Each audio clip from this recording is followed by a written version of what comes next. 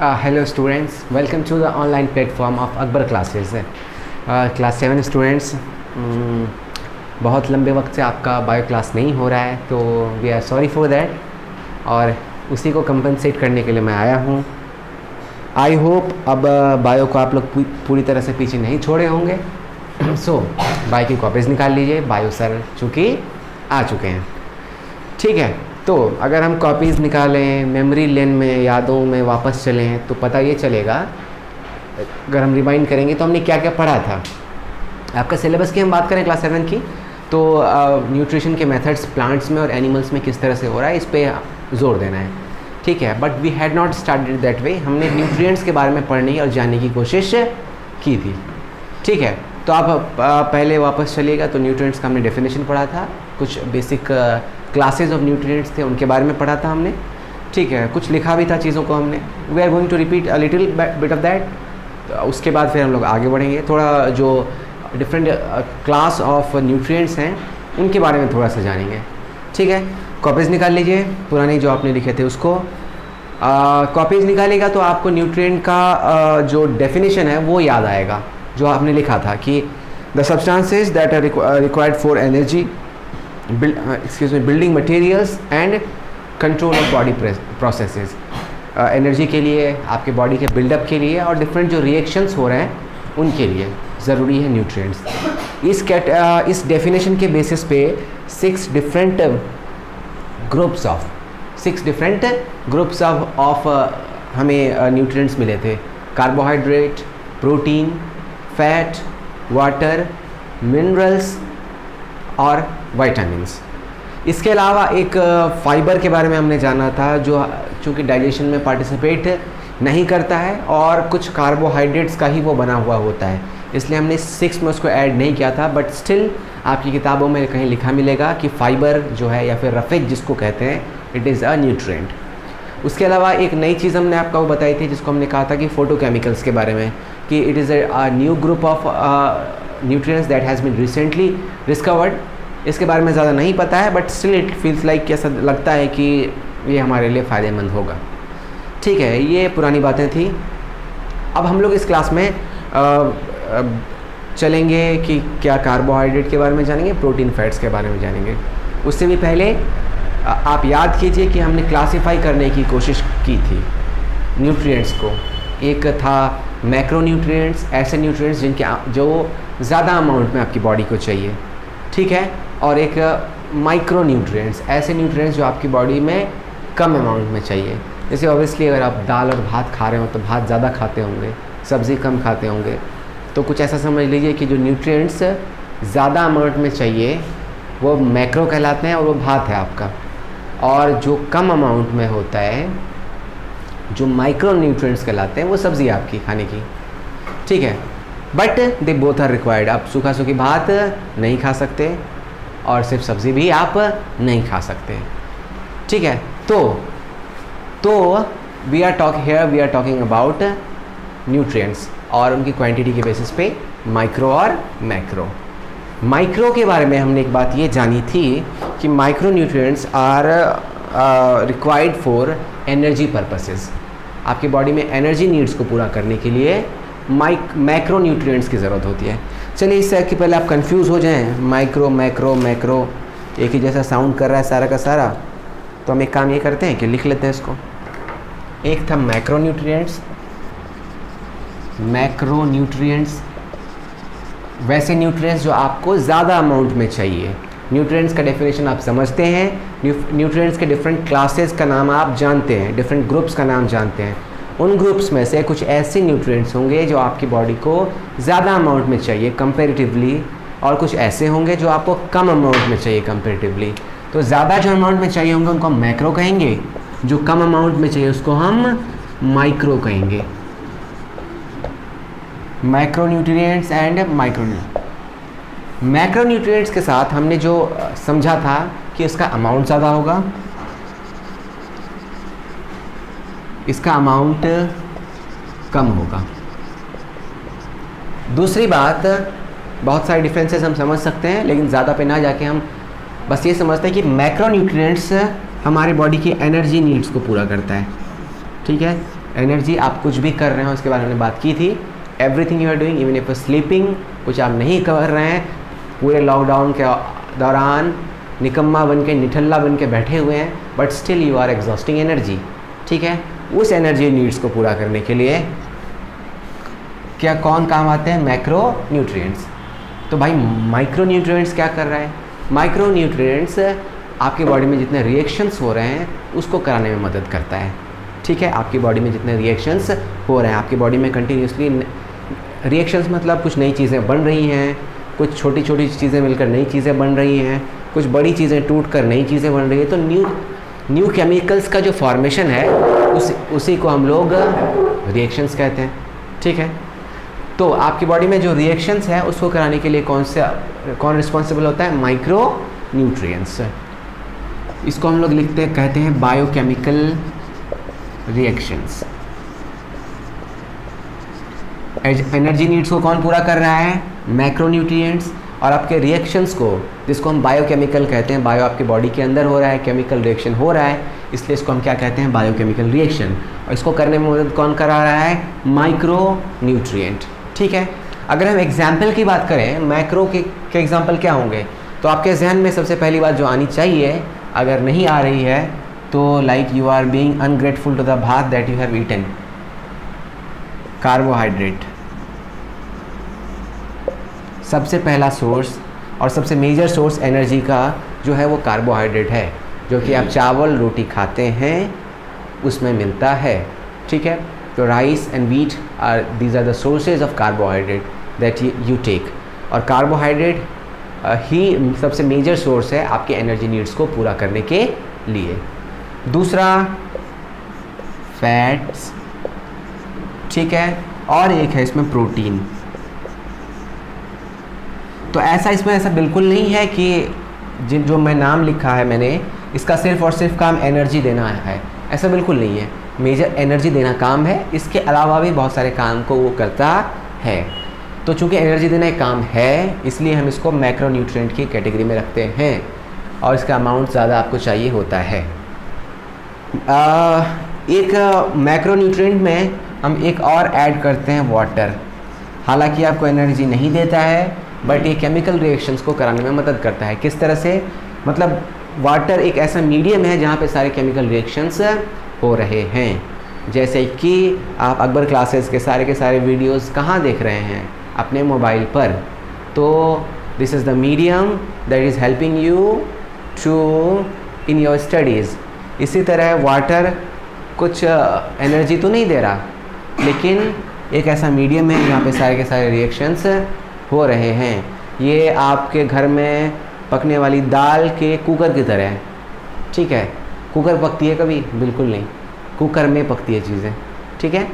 तो वाटर क्या है? कुछ दे नहीं रहा, लेकिन रिएक्शंस वहाँ पर हो रहा है, और चूँकि ये ज़्यादा अमाउंट में चाहिए। अच्छा, कई बार सवाल आता है कि वाटर कितना अमाउंट में चाहिए।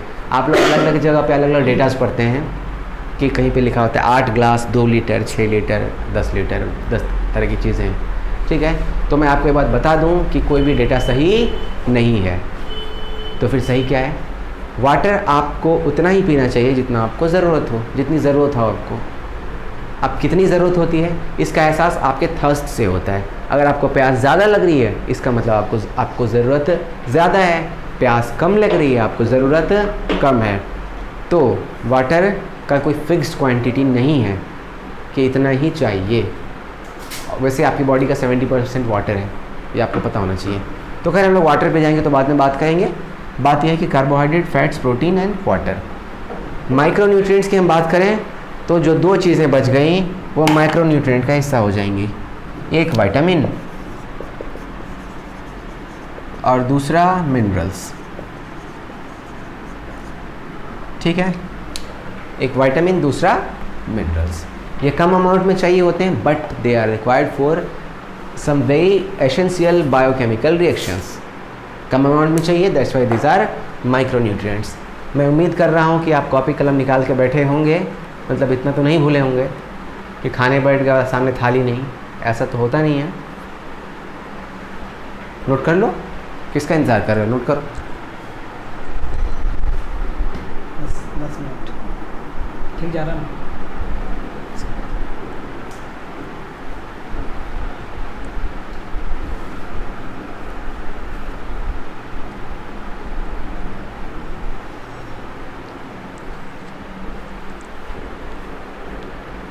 चलिए, अब तक आप उम्मीद है नोट कर चुके होंगे। अगर नोट आपने नहीं किया होगा तो लाइव क्लासेस के बाद दोबारा देख लीजिएगा, इससे हमारा व्यूज़ भी बढ़ेगा और आप लिख भी लीजिएगा।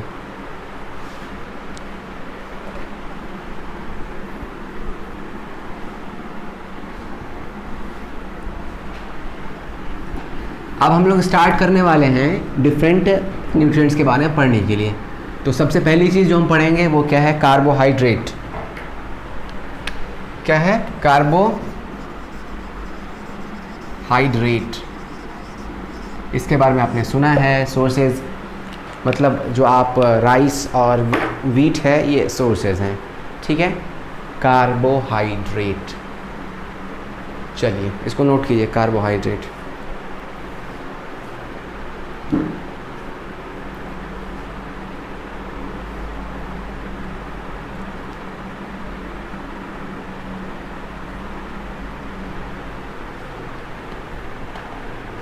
चलिए, कार्बोहाइड्रेट क्या है? मैं पहले एक लाइन लिखता हूँ।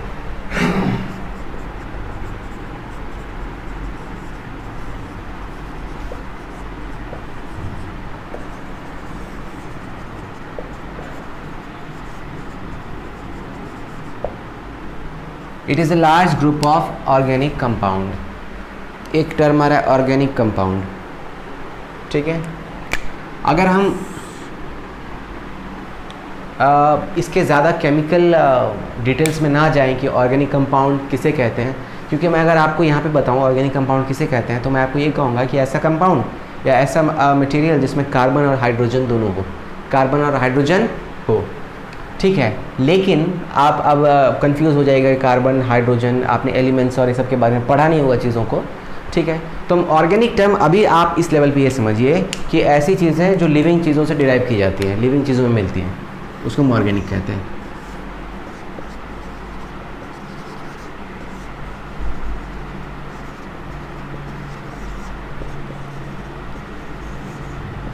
ठीक है? ऑर्गेनिक कंपाउंड्स का एक बड़ा फील्ड होता है, ऑर्गेनिक केमिस्ट्री होती है उसमें, ठीक है? जहाँ पे आपको ऑर्गेनिक कंपाउंड्स के बारे में जानना होता है। बट चूँकि आप क्लास 7 के हैं और फिर ज़्यादा पढ़ाऊँगा तो आप शिकायत करने लगिएगा और कमेंट बॉक्स में थम्स डाउन वाला इमोजी डालने लगिएगा, तो इसीलिए मैं अभी नहीं बताऊंगा कि ऑर्गेनिक कंपाउंड किसको कहते हैं। बस यहाँ पे आप ये समझें कि this is derive from living things, ठीक है? तो लिविंग थिंग्स में पाया जाने वाला एक लार्ज ग्रुप है जिसको हम लोग क्या कहते हैं? कार्बोहाइड्रेट। कार्बोहाइड्रेट एक ऐसा ग्रुप है जहाँ से एनर्जी एक्सट्रैक्ट होती है। एनर्जी, कार्बोहाइड्रेट केमिकल है, वहाँ से एनर्जी निकाली जाती है और उसका इस्तेमाल हम करते हैं, ठीक है? ठीक है, कार्बोहाइड्रेट की यूनिट्स के बारे में हम ये समझते हैं कार्बोहाइड्रेट बना कैसे होता है।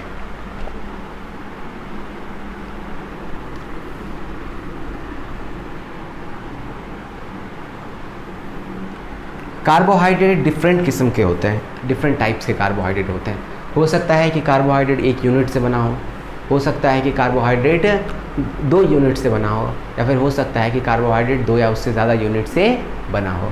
इसके बेसिस पे हम कार्बोहाइड्रेट्स के डिफरेंट नेम्स देते हैं, अलग अलग नाम देते हैं, ठीक है? एक ऐसा कार्बोहाइड्रेट हो सकता है जो सिंगल यूनिट से बना हो, जिसको हम लोग कहेंगे मोनोसैकेराइड।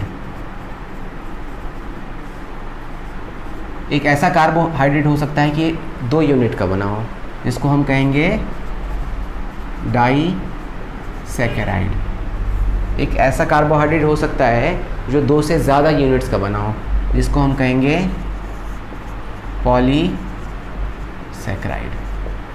इसके आगे आप ये लिख लीजिएगा, मेड अप ऑफ 1 यूनिट।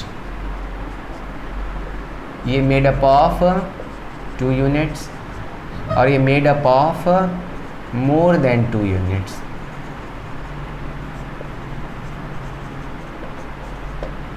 ठीक है? कार्बोहाइड्रेट के बारे में हम पढ़ रहे हैं, कार्बोहाइड्रेट के डिफरेंट टाइप्स को हम देख रहे हैं। कार्बोहाइड्रेट के डिफरेंट टाइप्स किसके बेसिस पर? कि कार्बोहाइड्रेट कितने यूनिट्स का बना हुआ है। कार्बोहाइड्रेट लिविंग ऑर्गेनिजम्स का पार्ट होता है, ठीक है, जिसमें कार्बन और हाइड्रोजन होता है। एनर्जी का सोर्स होता है जिससे एक्सट्रैक्ट करके एनर्जी ली जाती है, फिर उसका इस्तेमाल किया जाता है। वो कार्बोहाइड्रेट जो कि पाया जाता है डिफरेंट फूड्स में, जो भी आप खा रहे होते हैं, आप फ्रूट्स से लेकर सीरियल्स खा रहे होते हैं, अनाज खा रहे होते हैं, मतलब सीरियल मतलब टीवी वाला सीरियल नहीं, ये सी वाला सीरियल है, ठीक है।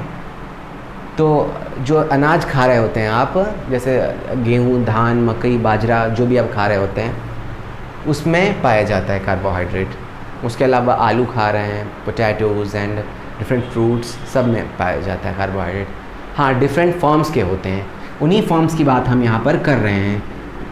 और ये फॉर्म्स का बेसिस क्या है कि कितने यूनिट्स का बना हुआ है। अगर 1 यूनिट का कार्बोहाइड्रेट बना हुआ है उसको हम लोग मोनोसैकेराइड कहेंगे। 2 यूनिट के बना हुआ है तो उसको हम लोग डाइसैकेराइड कहेंगे। और अगर 2 से ज़्यादा यूनिट का बना हुआ है तो इसको हम लोग पॉलीसैकेराइड कहेंगे, ठीक है। यहाँ पे एक ना सैकेराइड वर्ड आता है, ठीक है। क्या वर्ड आता है? सैकेराइड। इसके बारे में मैं लिख देता हूँ यहाँ पे। सैकेराइड एक ग्रीक वर्ड है जिसका मतलब है शुगर, जिसका मतलब है शुगर, चीनी जो आप खाते हैं, टेबल शुगर जो आप चीनी चाय, दूध, दही में मिला के खाते हैं, वो सैकेराइड वर्ड ग्रीक वर्ड है जिसका मतलब है चीनी। इसका मतलब ये नहीं है कि मोनोसैकेराइड, डाइसैकेराइड और पॉलीसैकेराइड सबका सब वो टेबल शुगर जो आप खाते हैं वो ऐसा बिल्कुल नहीं है। वो जो चीनी आपके किचन में रखी मिलती है वो it is a kind of carbohydrate, it is a kind of carbohydrate. वो किसी इनमें से किसी एक टाइप का कार्बोहाइड्रेट है जिसके बारे में अभी हम जानेंगे।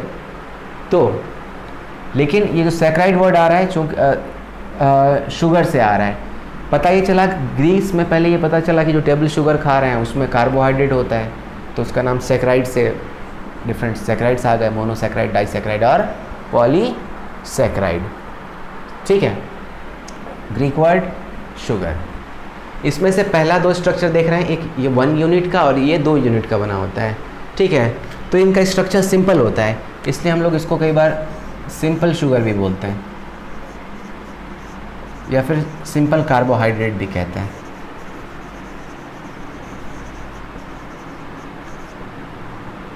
ठीक है। सिंपल कार्बोहाइड्रेट भी कहते हैं, मोनोसैकेराइड्स और डाइसैकेराइड्स, चूँकि इनका क्या होता है स्ट्रक्चर बहुत ही सिंपल होता है। और पॉलीसैकेराइड्स को हम लोग कॉम्प्लेक्स कार्बोहाइड्रेट्स कहते हैं क्योंकि इनका जो स्ट्रक्चर होता है वो कॉम्प्लेक्स होता है।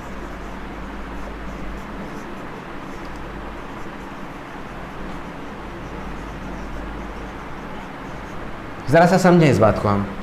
सिंपल चूँकि ये इसका नंबर ऑफ़ यूनिट्स कम होते हैं तो स्ट्रक्चर सिंपल होता है, इसलिए हम इसको सिंपल कार्बोहाइड्रेट कहते हैं। पॉलीसैकेराइड में यूनिट्स ज़्यादा होते हैं तो इनका स्ट्रक्चर कॉम्प्लेक्स होता है, इसको हम लोग कॉम्प्लेक्स कार्बोहाइड्रेट कहते हैं। इसको अगर समझना हो, एनालॉजी अगर आपको इस्टेब्लिश करनी हो तो कैसे करेंगे? आप एक एयरफोन समझिए जिसको आप लगाकर, मोस्ट प्रोबेबली बहुत सारे बच्चे भी एयरफोन लगाकर आप ये लेक्चर देख रहे होंगे। जब एयरफोन सिंपल सा है, लंबा सा, ठीक है, तो उसको आप समझ लीजिए ये मोनोसैकेराइड और डाइसैकेराइड है, सिंपल कार्बोहाइड्रेट। स्ट्रक्चर बहुत ही सिंपल सा है, इसको कान में लगाना फिर मोबाइल में लगा के सुनना बड़ा आसान है, ठीक है।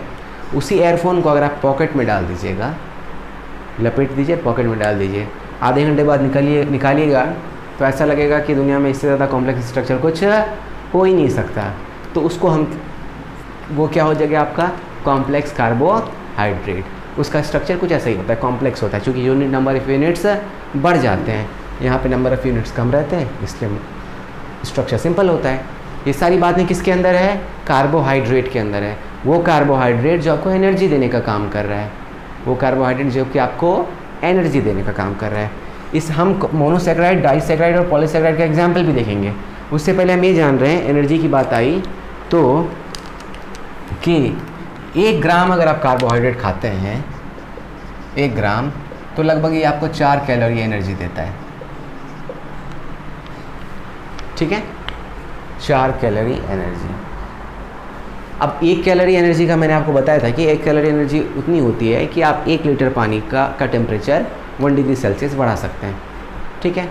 तो 1 ग्राम खाने पे आपको 4 कैलोरी तक एनर्जी देता है। और हमारी बॉडी का एनर्जी का जो प्राइमरी सोर्स है वो क्या है, कार्बोहाइड्रेट। आप क्या कर रहे हैं, फूड में, अपने फूड में डिफरेंट फॉर्म्स में कार्बोहाइड्रेट ले रहे हैं, आपकी बॉडी के अंदर जा रहा है, डाइजेस्ट हो रहा है, उसके बाद ऑक्सीजन की मदद से जो कार्बोहाइड्रेट का स्ट्रक्चर है वो टूटता है, उससे एनर्जी रिलीज़ होती है, फिर आप उसका इस्तेमाल करते हैं। ठीक है, हम ज़रा मोनोसैकेराइड के कुछ एग्जांपल्स को समझ लेते हैं।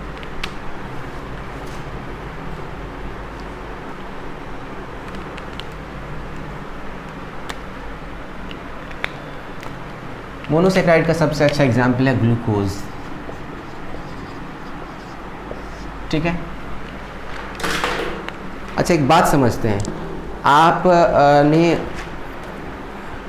ग्लूकोन डी पी होगी, सबने पिया होगा और डब्बा भी देखा होगा, उसमें लिखा रहता है कि इंस्टेंट एनर्जी, मतलब तुरंत अगर आपको एनर्जी चाहिए तो आप क्या पीजिए, ग्लूकोन डी पीजिए। और कोना में लिखा रहेगा कि ग्लूकोज 99.4%, मतलब एक ग्लूकोन डी जो आप पीते हैं, जो आप पाउडर रहता है उसमें कितना 99.4% क्या रहता है, ग्लूकोज रहता है, और लिखा रहता है कि इंस्टेंट एनर्जी देता है, तुरंत एनर्जी देता है। ऐसा क्यों? क्योंकि ग्लूकोज का जो स्ट्रक्चर है बहुत ही सिंपल है, एक यूनिट का बना हुआ है, बहुत ही सिंपल है, इसको तोड़ना आसान है। इसको अगर तोड़ना आसान है तो इसके अंदर से एनर्जी निकालना आसान है। ठीक है, इसलिए क्या होता है कि आपको इंस्टेंट एनर्जी के लिए, तुरंत आपको एनर्जी चाहिए तो आप क्या लेते हैं, ग्लूकोज लेते हैं। उसी की जगह आप आलू खा लीजिएगा जिसमें पॉलीसैकेराइड होता है, आलू स्टार्च जिसमें पॉलीसैकेराइड होता है, तो चूँकि उसका स्ट्रक्चर कॉम्प्लेक्स है तो क्या होगा, उसको तोड़ना, उससे एनर्जी निकालना मुश्किल रहेगा। तो अगर आप क्रिकेट खेल रहे हैं, दौड़ रहे हैं, कबड्डी खेल रहे हैं, ठीक है, या फिर किसी से बहुत ज़ोर ज़ोर से झगड़ा कर रहे हैं, तो आपको एनर्जी चाहिए तुरंत, आप क्या कीजिएगा, आलू नहीं खाइएगा, आप खाइएगा क्या, ग्लूकोज, ग्लूकोन डी पियो और झगड़ा करते रहो। दूसरा है डाइसैकेराइड। डाइसैकेराइड का एग्जांपल मैं आपको दे रहा हूँ। हम आप जो मिल्क पीते हैं, दूध, उसमें एक खास कार्बोहाइड्रेट होता है जिसका नाम होता है लैक्टोज। क्या नाम होता है, लैक्टोज, जो कि एक डाइसैकेराइड का एग्जाम्पल है। ठीक, तीसरी बात हम किसकी करते हैं, पॉलीसैकेराइड, जो कि कॉम्प्लेक्स कार्बोहाइड्रेट है, जिसका एग्जाम्पल है स्टार्च, सेल्यूलोज, और भी सारे एग्जाम्पल हैं। तो आप अगर चाहें तो और भी सारे एग्जाम्पल्स आप खोज सकते हैं कि मोनोसैकेराइड, डाइसैकेराइड और पॉलीसैकेराइड के एग्जाम्पल्स क्या क्या होंगे। मोनोसैकेराइड कार्बोहाइड्रेट का एक यूनिट, ऐसा कार्बोहाइड्रेट है जो एक यूनिट का बना हुआ है। डाइसैकेराइड ऐसा कार्बोहाइड्रेट है जो 2 यूनिट का बना हुआ है, जिसका एग्जाम्पल लैक्टोज। और पॉलीसैकेराइड 2 से ज़्यादा का बना हुआ है, जिसका एग्जाम्पल है स्टार्च और सेल्यूलोज। ठीक है, बात समझ में आ रही है? तो ग्लूकोज,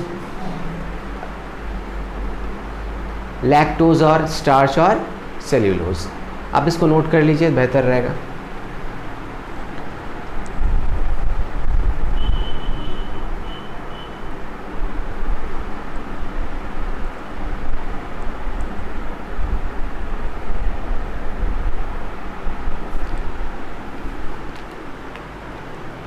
अगर आपने नोट नहीं भी किया होगा तो मैं इसे मिटा रहा हूँ। ठीक है,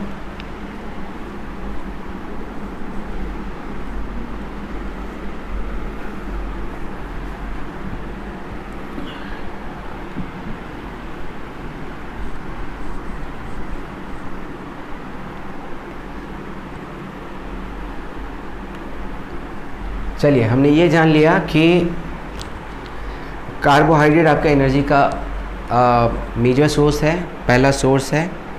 ठीक है, उसके अलावा 1 ग्राम आप खा रहे होते हैं कार्बोहाइड्रेट तो आपको 4 कैलोरी एनर्जी मिलती है। ठीक, इसके अलावा ये जाना कि डिफरेंट टाइप्स होते हैं कार्बोहाइड्रेट के, उनके नंबर ऑफ़ यूनिट्स के बेसिस पे। मोनोसैकेराइड, डाइसैकेराइड और पॉलीसैकेराइड, तीनों का एग्जाम्पल भी हमने लिख लिया। इसके अलावा कोई एग्जाम्पल्स आपको अगर ऐड करने हो तो आप you can add those examples, it's not a big deal. जिस मोबाइल पे यूट्यूब देखते हो और व्हाट्सएप चलाते हो, उस मोबाइल पे गूगल नाम की एक चीज़ होती है, उस पर सर्च कर लोगे तो मिल जाएगा, अगर फुर्सत हो तो, सोने से, व्हाट्सएप चलाने से। ठीक है, तो अगली चीज़ जो हम जानेंगे वो है फैट। फैट। कई बार इसको लिपिड्स भी लिख देते हैं, आपने देखा होगा। इंटरएक्सचेंजली एक दूसरे के लिए इस्तेमाल होता है ये वर्ड फैट और लिपिड। हालांकि ये पूरा सच नहीं है, ऐसा बिल्कुल नहीं कि फ़ैट का मतलब लिपिड और लिपिड का मतलब ऐसा नहीं है, लेकिन फिर भी कई बार इस्तेमाल करते हैं लोग। लिपिड एक लार्जर ग्रुप है ऑर्गेनिक कंपाउंड का जिसके अंदर आते हैं फ़ैट। ठीक है, तो हमारा कंसर्न यहाँ पे फ़ैट से है, फ़ैट के बारे में पढ़ना है। ये भी क्या है, एक ग्रुप ऑफ ऑर्गेनिक कंपाउंड। इसका ग्रुप ऑफ ऑर्गेनिक कंपाउंड। अब ये जाना था कि ऑर्गेनिक कंपाउंड तो कार्बोहाइड्रेट भी होता है, ऑर्गेनिक कंपाउंड फैट भी होता है, बट इसका स्ट्रक्चर और केमिकल कंपोजिशन थोड़ा सा अलग होता है। शरबत तो नींबू वाली भी होती है और सिर्फ चीनी वाली भी होती है। शरबत तो शरबत है, लेकिन कंपोजिशन तो अलग है। इसी तरह से फैट भी एक ऑर्गेनिक कंपाउंड का ग्रुप है और कार्बोहाइड्रेट भी ऑर्गेनिक कंपाउंड का ग्रुप है, बट इनका स्ट्रक्चर और केमिकल जो कंपोजिशन है वो डिफरेंट है। अभी बस यही जाने कि fats are a group of organic compounds. एक लार्जर ग्रुप है लिपिड, उसका एक पार्ट होता है फैट। ठीक है, लिखिए ज़रा सा। अब जिस तरह से वहाँ मोनोसैकेराइड डाइसैकेराइड समझा था, यहाँ पे ज़रा सा इसके यूनिट को समझते हैं कि फ़ैट किस चीज़ से बना होता है। फ़ैट के जो स्मॉलर यूनिट्स होते हैं उसको हम लोग फैटी एसिड्स बोलते हैं। क्या बोलते हैं हम लोग? Fatty acid. स्मॉलर यूनिट, जिस तरह प्रोटीन का स्मॉलर यूनिट को हमने अमीनो एसिड पढ़ा था, बताया था आपको मैंने, यहाँ आगे फिर बताएंगे, लेकिन मैंने बताया था आपको। ठीक है, in the same way the units of fat are called fatty acid. ठीक है, फैटी एसिड। लिख लीजिए बात को। The unit of fat is fatty acid.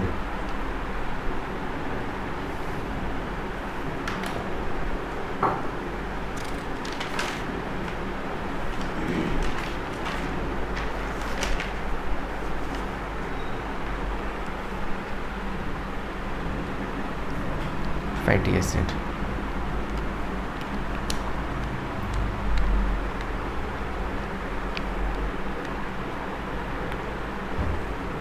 करता ये क्या है? ये आपको एनर्जी देने का काम करता है।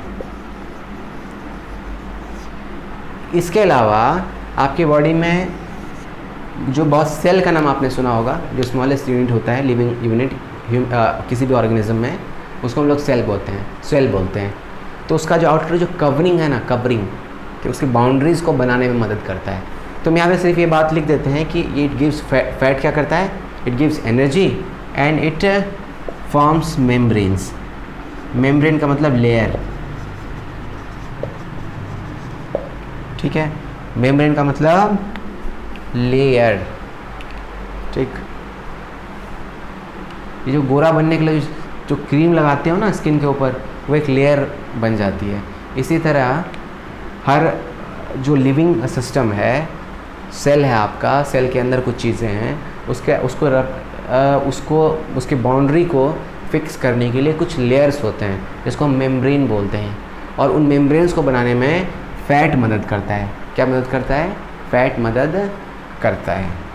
ठीक है, तो एनर्जी दे रहा है और फॉर्म्स मेम्ब्रेन। एनर्जी कितना देता है? 1 ग्राम कार्बोहाइड्रेट बर्न कर रहे थे तो हमको 4 कैलोरी एनर्जी मिल रही थी। वहीं पर हम अगर 1 ग्राम फैट बर्न करें तो हमको लगभग 9 कैलोरी एनर्जी मिलेगी। कितनी एनर्जी मिलेगी? 9 कैलोरीज ऑफ एनर्जी। इसलिए क्या होता है कि फैट एनर्जी स्टोरेज के फॉर्म में काम करता है। पहले इस बात को लिखिए, एनर्जी स्टोरेज के फॉर्म में कैसे, मैं इसे समझा रहा हूँ।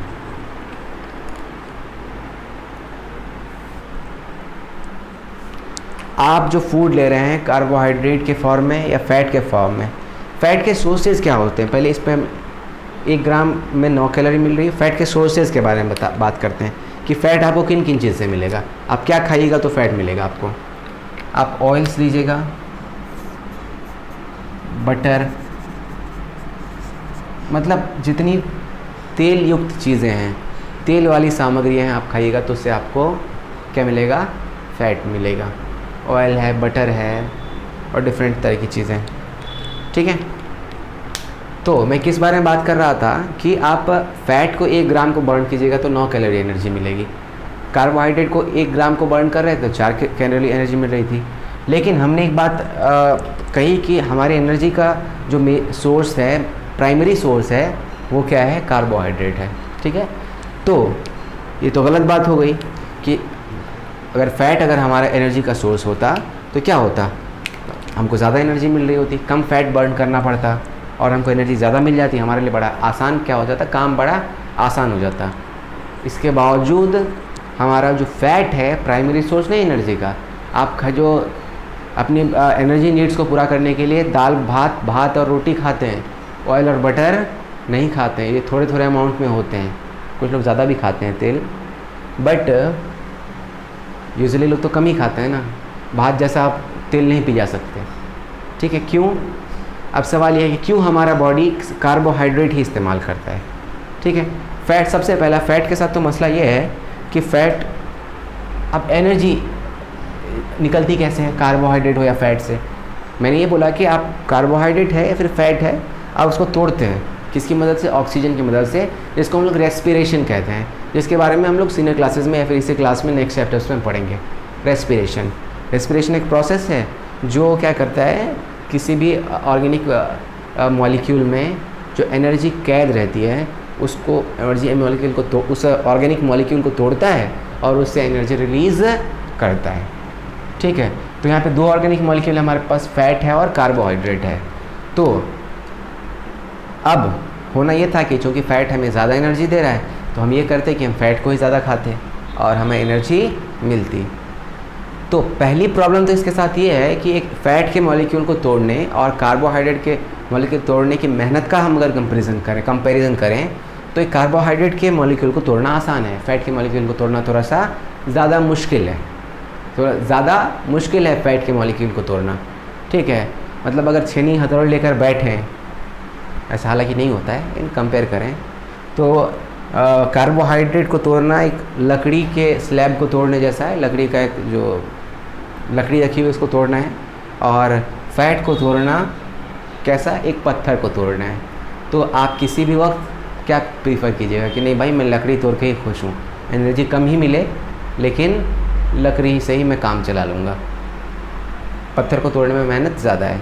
इसी तरह रेस्पिरेशन के दौरान, रेस्पिरेशन वो प्रोसेस जिससे ऑर्गेनिक मॉलिक्यूल से एनर्जी रिलीज़ होती है, कार्बोहाइड्रेट को तोड़ना आसान होता है और फैट को तोड़ना मुश्किल होता है, पहली बात।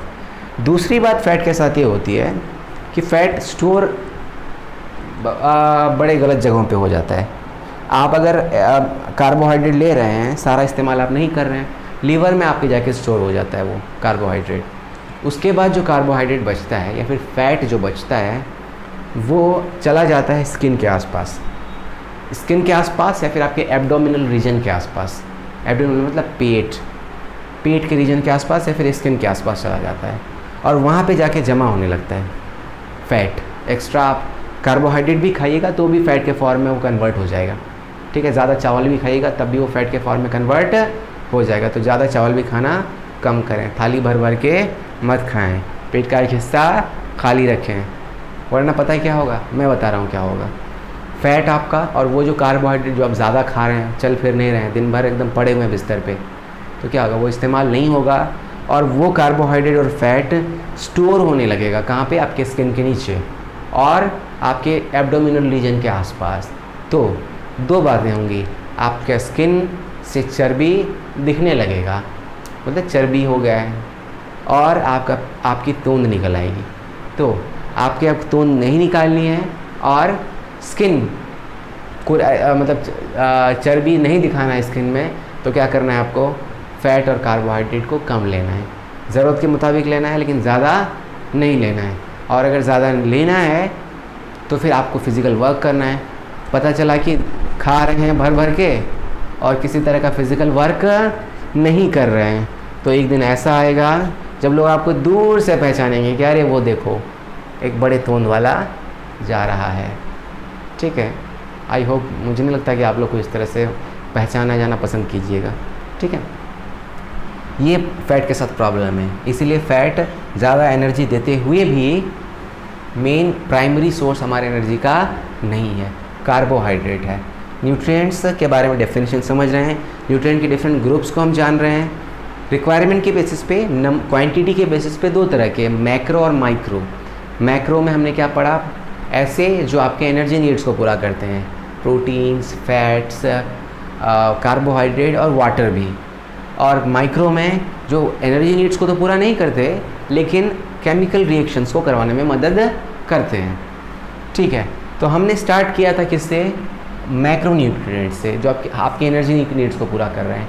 तो प्राइमरी एनर्जी नीड्स को, हमारी एनर्जी ज़रूरतों को पूरा करने के लिए मैं जो चल के आपको क्लास दे रहा हूँ, जो ताकत आ रही है अभी कुछ देर पहले चावल खाने से आ रही है, ठीक है, वो कार्बोहाइड्रेट से आती है, क्योंकि चावल में क्या होता है, कार्बोहाइड्रेट होता है। हमारे एनर्जी नीड्स का पहला प्राइमरी सोर्स क्या है, कार्बोहाइड्रेट। ठीक है, कार्बोहाइड्रेट आप ले रहे हैं, कार्बोहाइड्रेट को हमने समझा कि एक लार्ज ऑर्गेनिक मॉलिक्यूल का ग्रुप है, उसमें डिफरेंट कार्बोहाइड्रेट्स होते हैं। अगर एक यूनिट से होता है तो उसको हम लोग क्या बोलते हैं, मोनोसैकेराइड, जिसका एग्जांपल था ग्लूकोज। 2 यूनिट का बना होता है तो डाइसैकेराइड, जिसका एग्जांपल था लैक्टोज। और 2 से ज़्यादा का बना होता है तो उसको हम कहते हैं पॉलीसैकेराइड, जिसका एग्जांपल था स्टार्च और सेल्यूलोज। मोनोसैकेराइड और डाइसैकेराइड को हमने सिंपल कार्बोहाइड्रेट बोला था, क्योंकि उनका स्ट्रक्चर सिंपल होता है। और जो थर्ड फॉर्म था पॉलीसैकेराइड, उसको हमने कॉम्प्लेक्स बोला था, क्योंकि उसका स्ट्रक्चर कॉम्प्लेक्स होता है। तो जो सिंपल कार्बोहाइड्रेट होते हैं उनको तोड़ना बड़ा आसान होता है, डाइजेस्ट करना आसान होता है, उससे एनर्जी को बाहर निकालना आसान होता है। इसलिए क्या होता है कि जब आपको इंस्टेंट एनर्जी चाहिए होती है तो आप ग्लूकॉन डी पीते हैं, आलू नहीं खाते। दूसरा था फैट, जो एक लिपिड्स एक बड़ा सा ग्रुप है, उसका एक हिस्सा है फैट। ये भी एक ऑर्गेनिक कंपाउंड का ग्रुप है जो हमें ऑयल और बटर से मिलता है। फैट के यूनिट को हम कहते थे फैटी एसिड। काम इसका क्या करता है, एनर्जी ये भी देता है। और मेम्ब्रेन, हमारे सेल में और सेल के अंदर भी बहुत सारी चीज़ें हैं, उसका जो मेम्ब्रेन्स बनता है उसमें कौन मदद करता है, फैट मदद करता है। ठीक है, एनर्जी रिक्वायरमेंट को पूरी करता है हमारी। तो एनर्जी रिक्वायरमेंट को पूरी कैसे करता है, ये एनर्जी एफिशिएंट ज़्यादा है। 1 ग्राम में 9 कैलोरी, 1 ग्राम में 9 कैलोरी आ जाती है। और हमने कार्बोहाइड्रेट में देखा था कि 1 ग्राम में सिर्फ 4 ही कैलोरी आती है। इसके बावजूद, इस फ़ायदे के बावजूद, हमारा जो प्राइमरी सोर्स है एनर्जी का वो कार्बोहाइड्रेट ही है। क्यों, 2 बातें आई। एक तो फैट को तोड़ना मुश्किल है कंपैरेटिवली किसके, कार्बोहाइड्रेट के, जिससे एनर्जी निकलना मुश्किल है। दूसरी बात, फैट अगर ज़्यादा हो जाता है तो स्टोर हो जाता है आपके स्किन के नीचे, जिसको हम लोग सबक्यूटेनियस फैट बोलते हैं। और दूसरा कई एब्डोमिनल रीजन के आसपास, जिसको हम लोग विसरल फैट बोलते हैं, जिससे आपके स्किन में चर्बी दिखने लगती है और तो निकल आती है, तो फिर अच्छा बिल्कुल भी नहीं लगता है ना। तो आप आज की क्लास के लिए इतना ही। अगले क्लास में हम लोग फिर आगे के न्यूट्रिएंट्स क्या में पढ़ेंगे। तो hit like and subscribe. Thank you.